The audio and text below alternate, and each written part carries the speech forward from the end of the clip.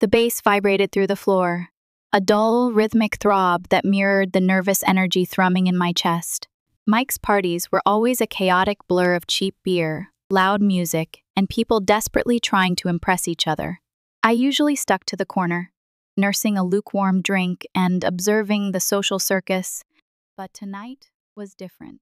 Tonight, she was there. Chloe! Even her name tasted different on my tongue, a mix of excitement and disbelief.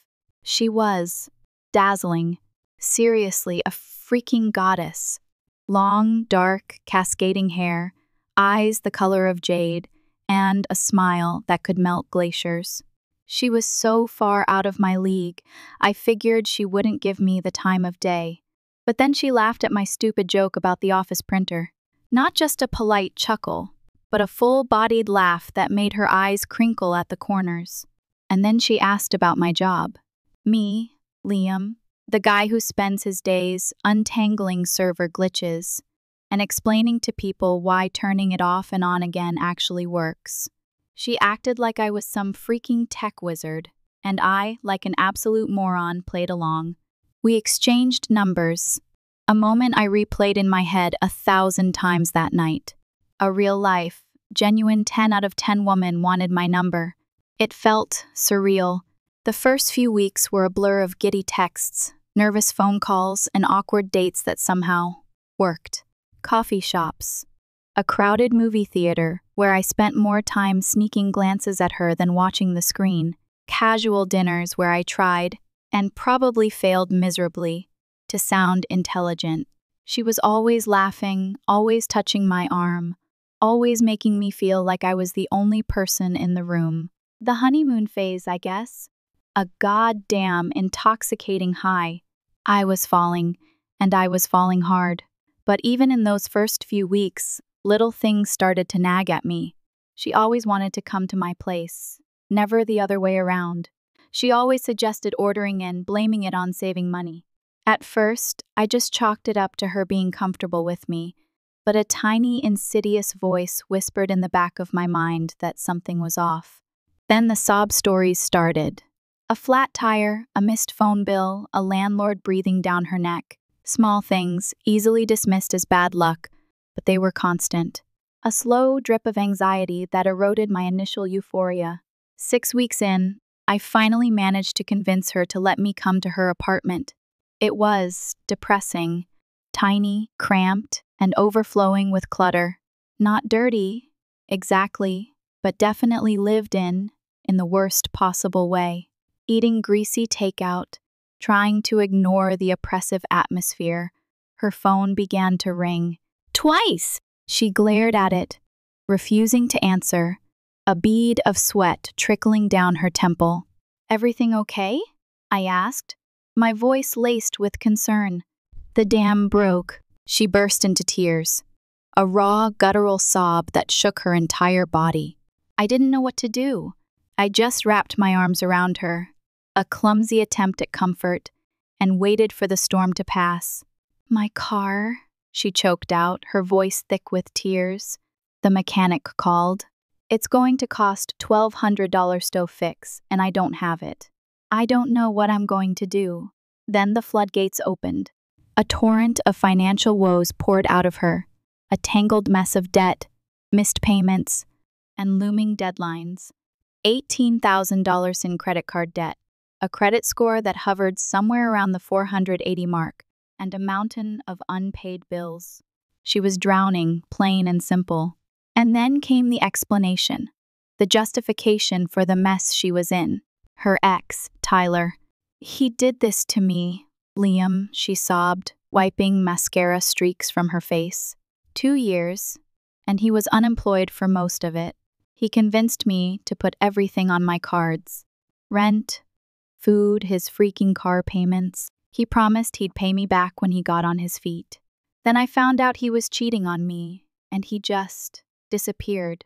Blocked me everywhere, left me with all this debt. Rage, cold and furious, coiled in my gut. What kind of scumbag does that to someone? To someone they supposedly love?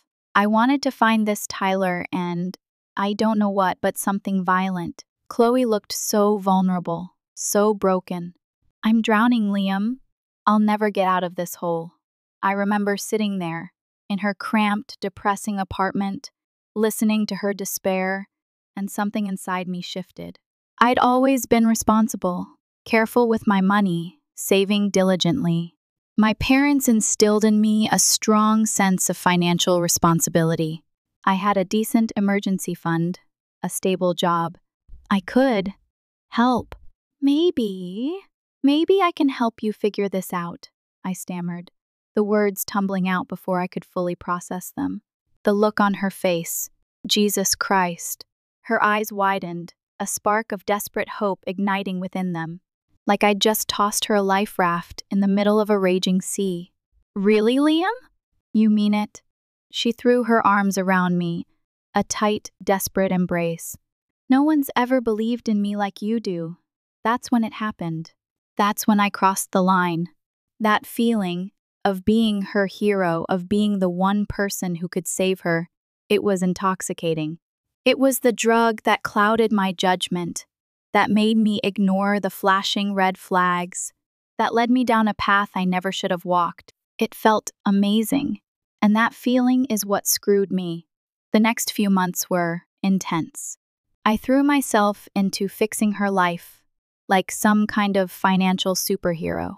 I spent hours poring over her bills, creating spreadsheets, calling credit card companies, and trying to negotiate lower interest rates. It was a freaking nightmare. I was working late nights at my job, then coming home and working even later into the night on Chloe's finances. She seemed grateful at first. She'd bring me coffee while I worked, rub my shoulders, and whisper words of encouragement. But the emergencies kept coming.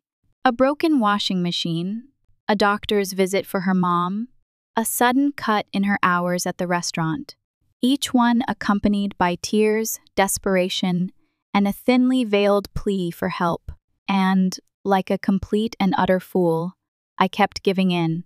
After 6 months of dating, I caved. I paid off her most pressing debts, overdue utility bills, a high-interest credit card, about $4,000 total. It gutted my savings, the money I'd been painstakingly building for a down payment on a house. My own future sacrificed on the altar of her financial woes. When I transferred the money to her account, she wept. Real, genuine tears of relief and gratitude. She even wrote me a ridiculous IOU on a piece of paper, adorned with hand-drawn hearts. It was childish, almost pathetic, but I lapped it up. It was proof, I told myself, that she was truly grateful, that she was serious about paying me back. For a while, things actually seemed better. She was less stressed, more affectionate.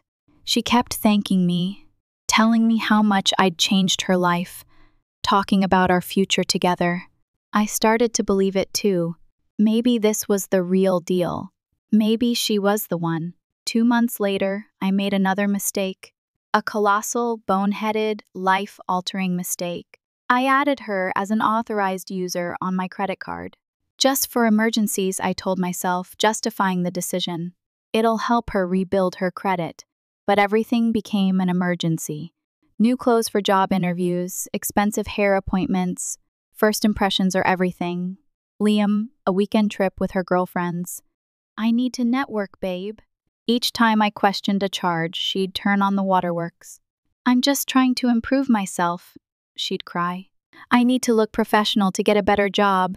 And because I was so utterly, completely whipped, I'd feel like a monster for even daring to question her. Her credit score started improving, thanks to my pristine credit history. She was ecstatic, constantly checking her score on her phone and showing me the progress. You're changing my life, Liam, she'd say, her eyes shining. I never thought I'd escape that mess. I felt proud, stupid, but proud. I actually thought I was helping the woman I loved build a better future. A future we would share. I even started thinking about moving in together, maybe even proposing next year. The fantasy was intoxicating. A white picket fence, kids running around the yard. It was a life I never thought I'd have, and I thought it was finally within my reach. Then her car died. A rusty, beat-up Toyota Corolla, older than both of us combined. It finally gave up the ghost on the side of the highway, belching smoke and grinding to a halt. She called me, hysterical, her voice cracking with despair. "It just stopped working, Liam. The tow truck guy said it's going to cost more to fix than the car is worth. How am I going to get to work? I'm going to lose my job, and then I can't pay any bills, and everything you helped me fix will be ruined." I didn't even hesitate. I didn't think. I just acted. That weekend, I took her to a car dealership. I bought her a new Hyundai Elantra. Nothing fancy, just a reliable sedan that would get her to work and back. It cost me $24,000, which I financed under my name because her credit still wasn't good enough to get a decent interest rate. When I handed her the keys, she launched herself into my arms, wrapping her legs around my waist and kissing me hard. "You're the best thing that's ever happened to me," she whispered in my ear. That night, she was more affectionate than ever. I was convinced I had made the right decision. Maybe I was finally making good decisions in my life. The next morning, I woke up to the sound of her snapping pictures in the driveway. I looked out the window and saw her posing with the car, her hair perfectly styled, her makeup flawless. She was radiant. She posted the picture on Instagram. Caption upgrade?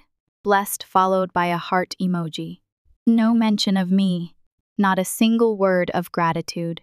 Not even a subtle hint that she hadn't just manifested a brand new car into existence. Something about that grated on me. I was the one making the payments, the one sacrificing his own financial well-being. But I shrugged it off. She was happy, and that was supposed to be enough. At least, that's what I told myself. The unease lingered, a persistent itch I couldn't quite scratch. I tried to ignore it, to focus on the good things. Chloe's improved mood, her unwavering affection, the future we were building together. But the signs were there, subtle at first, then increasingly blatant. She started working late twice a week, even though she'd always complained about how her hours had been cut. Her phone became off limits, always face down, notifications swiped away before I could glance at them. Then there was the text. I caught a glimpse of it while she was showing me some stupid meme. A message from someone saved as Brian, followed by a string of heart emojis. She snatched the phone back so fast I thought it was going to explode. "Just my friend Brooke," she said, laughing nervously. "You know, from yoga." Right, because that's a totally normal reaction to getting a text from a girlfriend. The final straw was the lunch incident. I decided to surprise her at work, thinking it would be romantic to grab a quick meal together. Instead of being happy to see me, she looked irritated, almost like I was interrupting something. The whole time we were eating, she kept glancing at the door, checking her watch, rushing me through my food. "I have a big party coming in soon," she said, her eyes darting around the restaurant. I waited. No party ever showed up. I tried to talk to her about it, to address the growing distance between us, but she just brushed me off. "I was being paranoid," she said. I was smothering her. She needed space. After a few weeks of swallowing my doubts, I decided to put them to rest once and for all. I planned a weekend trip. A quiet cabin by the lake, just the two of us. No distractions, no excuses. A chance to reconnect, to rekindle the spark that seemed to be fading. On the surface, it was a celebration of her financial turnaround. A little getaway to mark the fresh start she was always talking about. But deep down, it was a test. I needed to see if she was still us, if all the weird behavior was just in my head. I even toyed with the idea of asking her to move in when we got back, thinking that if I was just being paranoid, this trip would prove it. But part of me already knew the truth. If I had to plan a trip, just to reassure myself that my own girlfriend wasn't playing me, something was already irrevocably broken. I just didn't realize how bad it really was. While I was browsing cabin rentals online, my phone buzzed. A text from Ryan, a buddy who worked at the same restaurant as Chloe. "Hey man," the text read, Not trying to start anything, but I thought you should know. Chloe's been hanging around this real estate dude who comes in for lunch. Guy drives a BMW and wears suits. She's been taking her breaks when he comes in. Doesn't look like just friendly customer service to me. My stomach dropped, a cold, sickening lurch that made my vision blur. Chloe hadn't seemed different lately. If anything, she'd been more affectionate, always thanking me for changing her life and talking about our future. I'd told myself that I was just being insecure. Know anything else about this guy? I texted back, my fingers trembling. His name's Brian. Ryan replied. Some hotshot realtor. Tips big and always asks for Chloe's section. She giggles at everything he says. Didn't want to say anything, but saw them in the parking lot yesterday, talking pretty close. His hand was on her lower back. I sat there staring at my phone, feeling like an absolute idiot. Was she cheating? Or just being friendly with a good tipper? I didn't know what to believe. I decided I needed to find out for myself. The next day, I called in sick to work, told Chloe I was swamped with a project and would be working late. Then I parked across the street from her restaurant, feeling like a total creep. I had to know. Sure enough, around 12:30, a black BMW pulled up. A guy in a gray suit got out, looking like a walking cliché. Slicked back hair, designer sunglasses, the works. I watched him go inside. He was seated in Chloe's section. Through the window, I could see them talking. Ryan wasn't exaggerating. The way she touched his arm, the way she laughed. It wasn't how you acted with just any customer. During her break, they walked out to his car and talked for 15 minutes. She was playing with her hair the whole time, a nervous tick she only did when she was flirting. They didn't kiss or anything, but the body language was undeniable. This wasn't innocent. I felt sick, but I decided to keep watching. That night, Chloe texted me, saying she had to work a double shift because someone called in sick. I drove by the restaurant at 9:00 p.m. Her car wasn't in the parking lot. I called the restaurant, pretending to be her brother with an emergency. The manager said she'd left at 8:00. I drove to her apartment. Her car wasn't there either. I sat in my car feeling like the biggest chump in the world. Around 11:30, I saw headlights pull in. It was Chloe, in her Hyundai Elantra, the one I was still making $400 monthly payments on. And she wasn't alone. The BMW guy was following her. They parked, got out, and walked into her building together. I wanted to throw up. All those months of helping her, paying her debts, buying her a car for this, so she could cheat on me with some real estate jerk. I was about to storm in there and confront them when I remembered something important. The car. The car was still legally mine. I had a spare key in my glove compartment. Instead of confronting them, I went home and made a plan. A cold, calculated, and utterly ruthless plan. The next morning, I texted Chloe, "Need to talk. Meet me at Starbucks downtown at 2. She replied quickly, "Everything okay, babe? Just need to discuss something. See you at 2. I got to Starbucks early, staking out a table near the window. I watched her pull up in my car. She looked good. Too good. New outfit, hair done, full makeup. She'd made an effort, and I knew it wasn't for me. She came in, ordered some fancy $7 coffee, which I paid for, of course, and sat down across from me with a fake, concerned look on her face. "What's up, babe? You seem weird." I looked her straight in the eyes. "Brian." Her face changed instantly. First shock, then anger, then a pathetic attempt at innocence. "Brian? Oh, he's just a regular at the restaurant. Good tipper. Cut the crap, Chloe. I saw you with him last night." She froze. Then, her whole personality shifted. The sweet, vulnerable girl I'd fallen for just disappeared. She sat up straighter, her eyes hardened, and suddenly I was looking at a completely different person. "Fine," she said, her voice cold and detached. "Brian and I have been seeing each other. He's successful, ambitious, actually going somewhere in life. I let out a sharp, bitter laugh, my hands clenching into fists under the table. And what am I then? Just some dead weight holding you back? She sighed, like she was explaining something to a small child. Look, Liam, you're sweet. You really are. But Brian is on my level. Or rather, the level I deserve to be at. My level?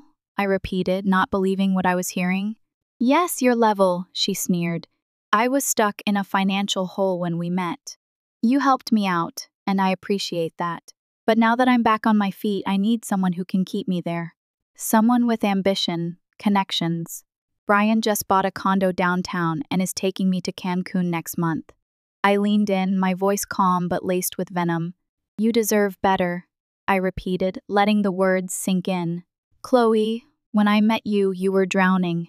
Your credit was shot. You were dodging bill collectors. And your car was barely holding together with duct tape and prayers. You weren't living, you were surviving. And I was the one who pulled you out of the street. She opened her mouth to argue, but I wasn't done. I picked you up when you had nothing. I paid off your debts. I gave you a fresh start. And what do I get in return? You acting like you leveled up all on your own and trading me in the second you found someone flashier? I let out a cold laugh. You weren't looking for a partner, Chloe. You were looking for a sponsor. And guess what? Sponsorship revoked. She had the nerve to look annoyed. Don't be dramatic, Liam. I was going to tell you this weekend. It's not personal. I just need to think about my future. I nodded slowly, taking a deep breath. Then I reached into my pocket and pulled out my keys. What are those for? She asked, looking confused. The car, I said calmly. I need to borrow it. What? No! I need my car. I have plans with Brian later. It's not your car, Chloe. It's mine. Check the paperwork. It's in my name. I'm still making payments on it. Her face went pale. You can't take my car. How am I supposed to get around? I stood up, feeling more in control than I had in months. Not my problem. Maybe Brian can buy you one with all his real estate money. I walked out of Starbucks, ignoring her yelling behind me. I got in the car, my car, and drove away, leaving her standing in the street. Watching in the rearview mirror as she stood in the parking lot, screaming and waving her arms like a crazy person, I felt a surge of satisfaction. It was just the beginning. I texted her an hour later. Find your own ride home. Your stuff from the car will be in a box on your doorstep. Don't contact me again. Then I blocked her number and started planning my revenge. Chloe thought she could use me and then throw me away. She was about to learn a very expensive lesson. As I was cleaning out the car, I found receipts for things I didn't buy. Expensive makeup, designer clothes, even a hotel reservation for the following weekend. She'd been using my credit card for everything. The anger I felt in that moment was like nothing I'd experienced before. This wasn't just about her cheating, she'd been playing me from the very beginning. Every tear, every promise, every thank you was a calculated manipulation. When I got home, I made a list of all the ways I'd helped Chloe and how I could systematically undo each one. I wasn't going to do anything illegal. I just wanted her to end up exactly where she'd started, broke, desperate, and completely alone. And that's exactly what I did. I called my credit card company. Hi, I need to remove an authorized user from my account immediately. The customer service lady asked if there was a problem. She's no longer part of my life, I said, my voice cold and flat. And I'm concerned about potential unauthorized charges. Done. In 5 minutes. I also contacted my bank to stop any pending payments I'd set up for her other debts. I called the consolidation company I'd been working with to handle her remaining credit card balances and canceled our arrangement. By the next morning, Chloe's financial life was in shambles. Her credit score would plummet, her debts would reappear, and she had no transportation. But I wasn't done yet. Next target, Brian. Her new upgrade.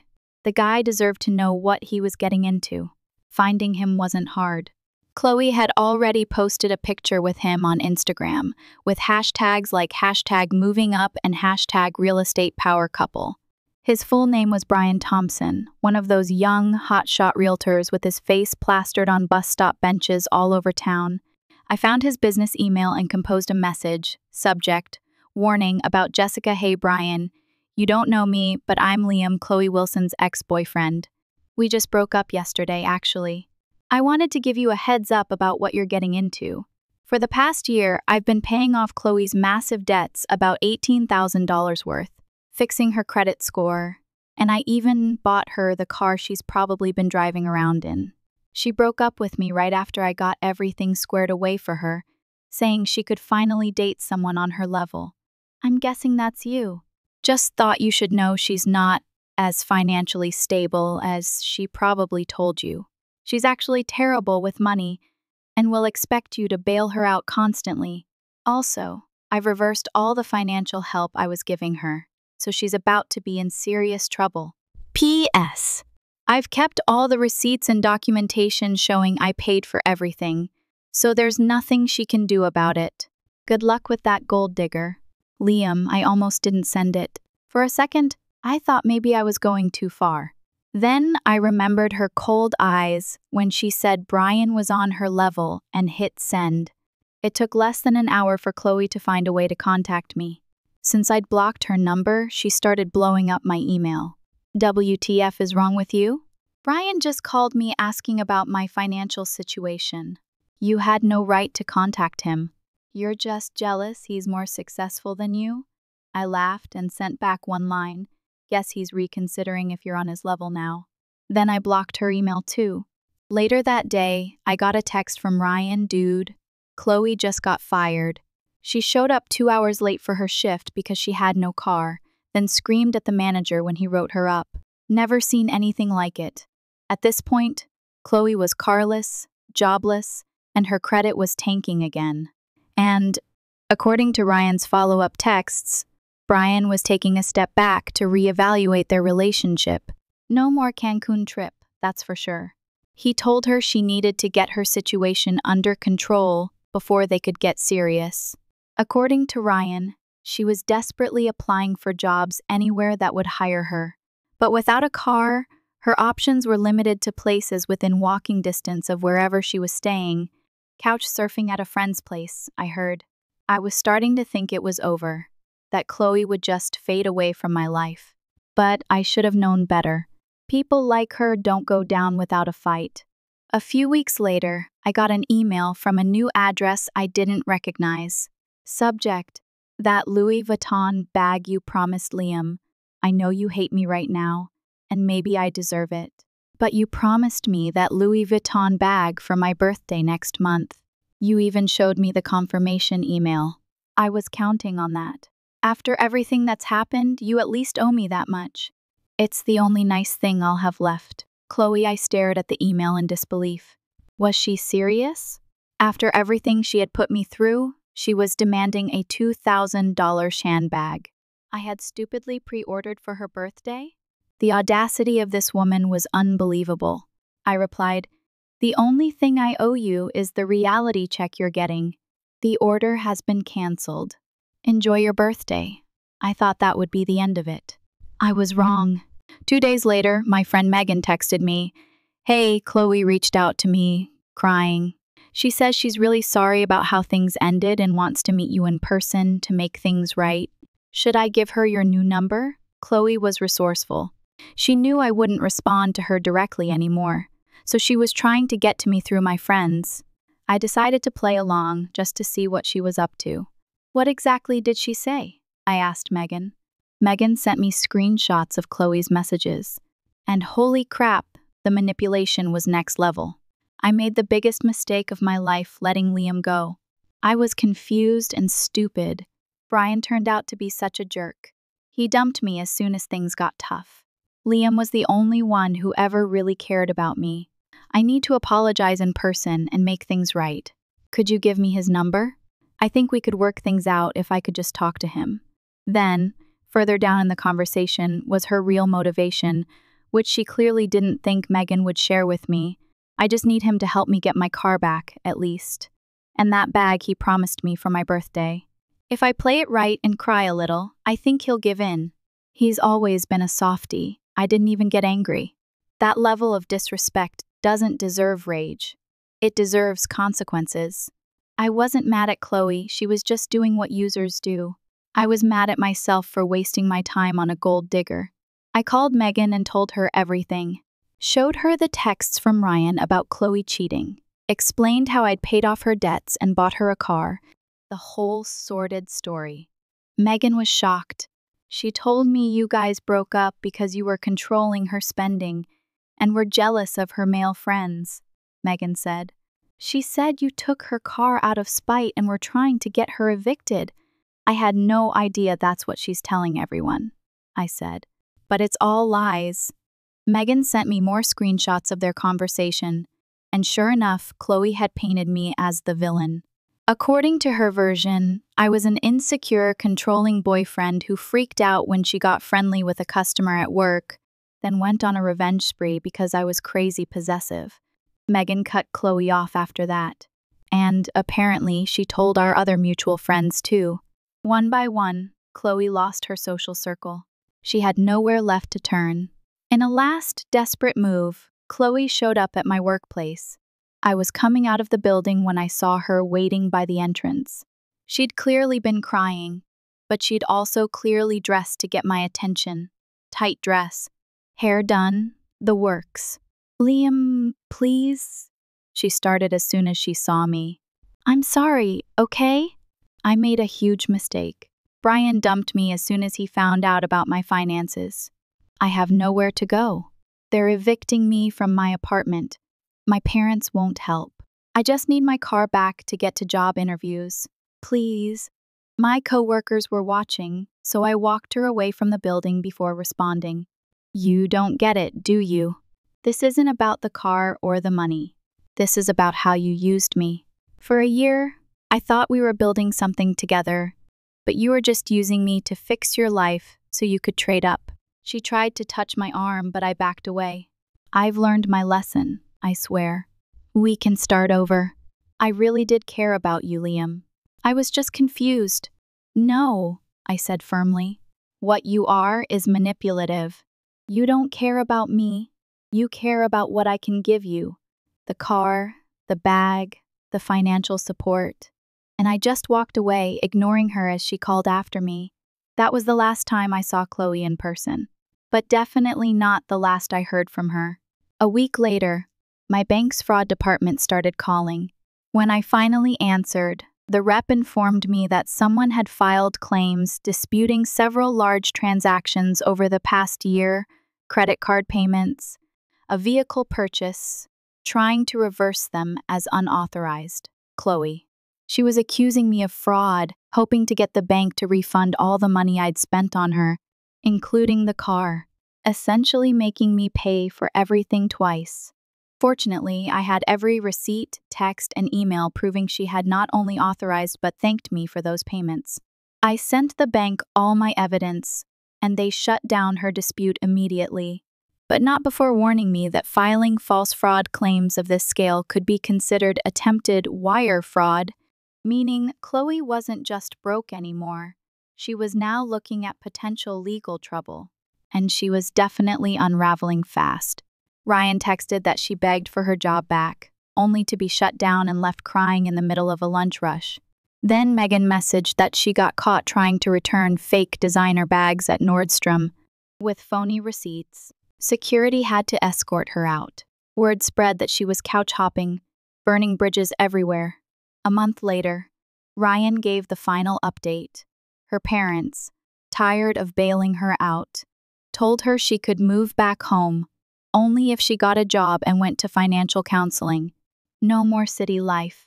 When she whined that I'd ruined her life, her dad reportedly shut her down with, "You're almost 30. Grow up and fix your own problems for once." I had to agree with the guy. And with that, I thought that was it. Chloe moved back to her parents' place. My friends had stopped sending me updates about her, and I was starting to feel normal again.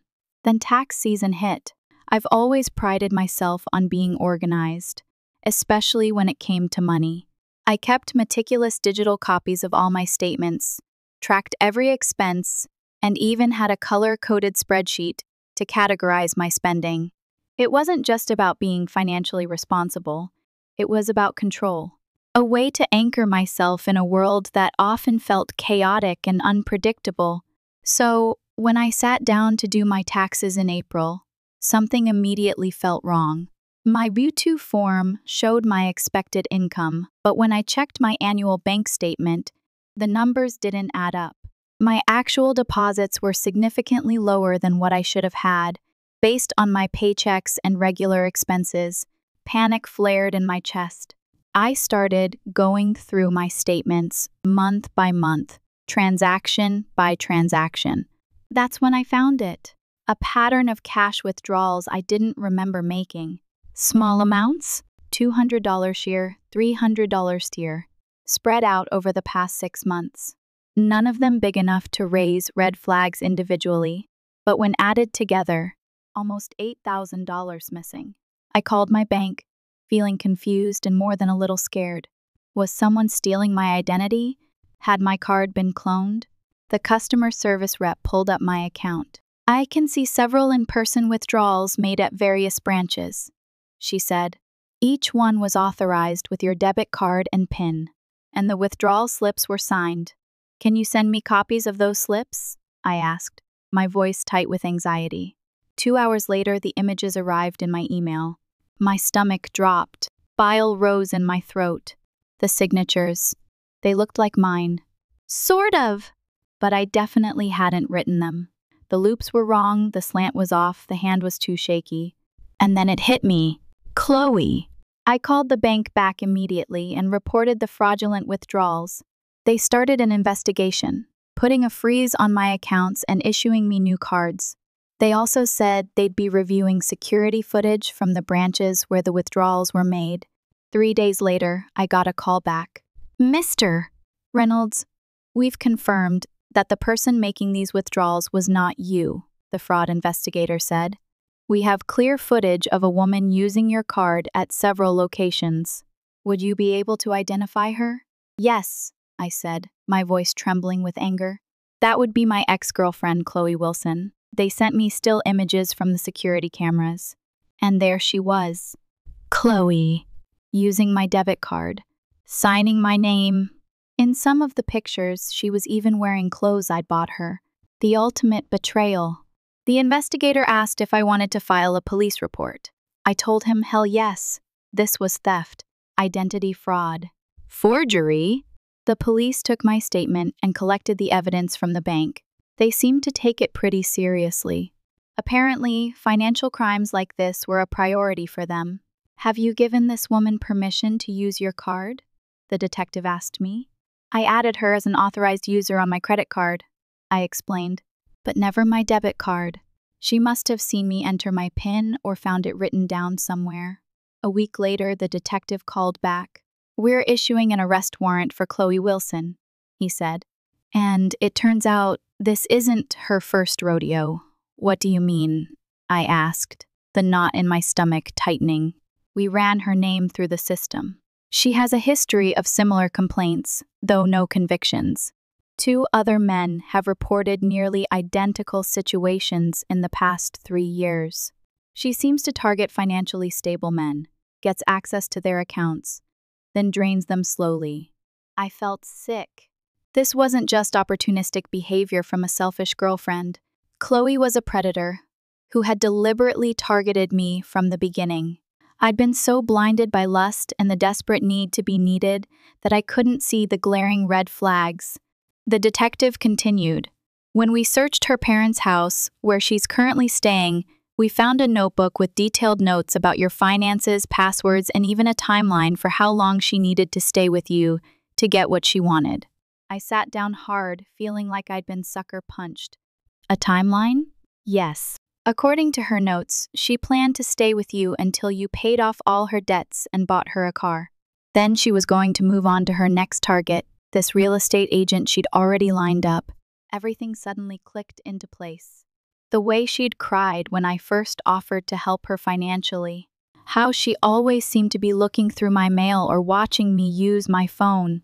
The times I'd catch her in my home office, and she'd say she was just looking for a charger.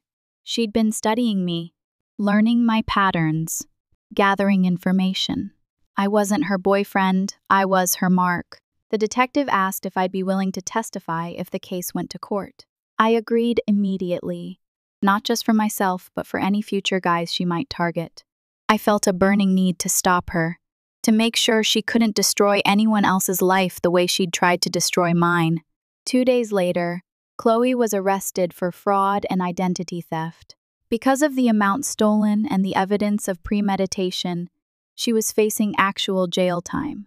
The detective sounded almost gleeful. Her parents called me, apologizing profusely. They had no idea their daughter was doing this, they claimed. They offered to pay back the money, but I told them to save it for her legal fees. She was going to need them. I hung up feeling surprisingly little. The bank eventually reimbursed me for the stolen money, though it took almost 2 months to sort everything out. The paperwork was endless, the process infuriating, but I was determined to get my life back on track. Chloe eventually pleaded guilty to avoid a trial. She got 18 months in jail plus probation and was ordered to pay restitution to all her victims. Her parents sold her designer clothes and jewelry to help cover the costs. I heard it wasn't pretty. And yeah, it's been about a year since Chloe got sentenced. According to the victim notification system, she's still in jail and will be for another few months. The system sends me updates that I barely glance at. Sometimes I still can't believe all this actually happened to me. Like, how did I not see any of this coming? Was I really that blind? That naive? The aftermath of the whole Chloe situation was pretty rough. For months after finding out about the theft, I had trouble trusting anyone. I changed all my passwords, got a new phone number, installed a security camera in my apartment, and became super paranoid about my finances. I'd check my bank accounts multiple times a day, looking for any sign of unusual activity. The anxiety gnawed at me day and night. I even considered therapy, but the idea of pouring my heart out to some stranger felt daunting. Instead, I threw myself into work, using the distraction to numb the pain and quiet the voices in my head. But some good things came out of this whole mess, though. For one, I actually ended up getting promoted at work.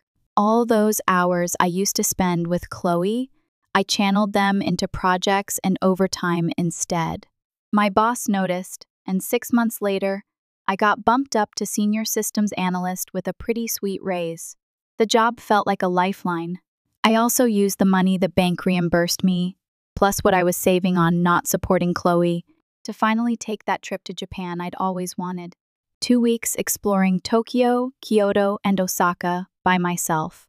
It was actually amazing. To travel alone with no one else's opinion to consider, no compromises to make, it was incredibly freeing. No pressure, no expectations, just me wandering ancient temples and bustling markets, eating amazing food, and discovering a different culture. When I got back from Japan, I felt like a different person. More confident, less angry, ready to move on. That's when I met Sophia. And no, this isn't some BS happy ending where I immediately fell in love and everything was perfect. Life doesn't work that way. In fact, I almost ruined things with her because of my trust issues.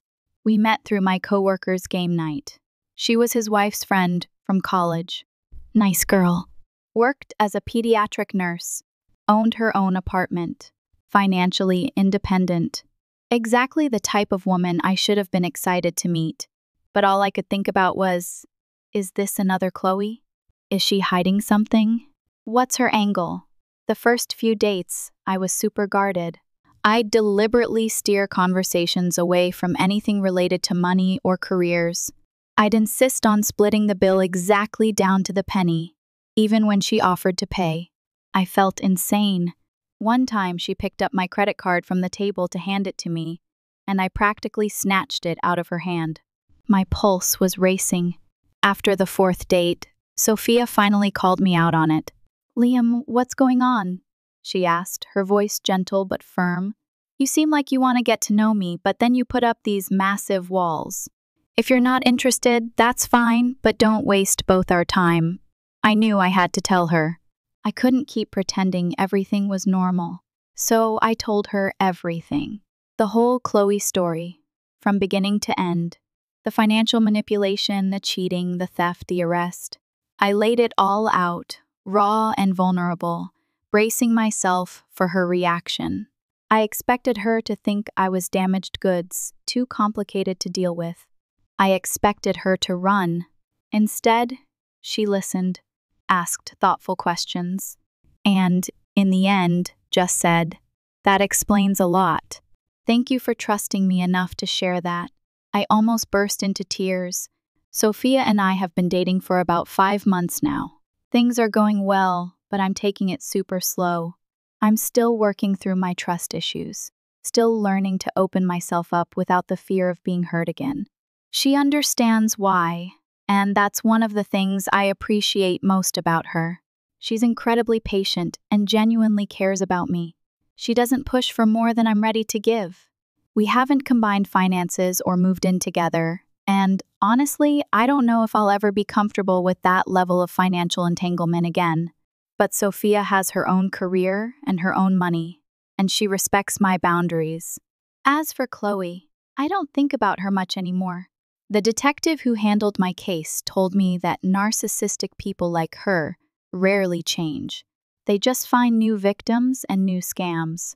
The fact that she's in jail gives me some peace, knowing that at least for now, she can't hurt anyone else. For any guys reading this who might be in a similar situation, where your girlfriend always needs financial help, where there's always some crisis only your money can solve, take a step back. Look at the pattern, not the individual requests. Ask yourself, is this person investing in our relationship in other ways? Do they show genuine gratitude or just move on to the next need? Would they do the same for you if roles were reversed? I wish someone had told me this when I first met Chloe. It would have saved me a year of manipulation and thousands of dollars. But hey, at least my story might help someone else avoid the same mistake. That's all I can hope for. As for me, I'm doing pretty good these days. New job title, new outlook, new relationship with someone who actually respects me. I'm still guarded, but Sophia helps me push myself. Sometimes karma needs a little help, but it always comes around eventually. Update. Some of you asked for an update on Brian, the real estate guy. According to Ryan, who still works at the restaurant, Brian is now engaged to another server who started working there a few months after Chloe left. No idea if he knows about Chloe's criminal history, but I'm guessing he dodged a bullet when she showed her true colors early. Lucky guy. I hope he learned from my mistakes. And this new girl? I hope she's genuine, for his sake. This experience changed me for life. Forever cautious, forever vigilant, but also, I hope, wiser, and ready to finally accept what true love really means.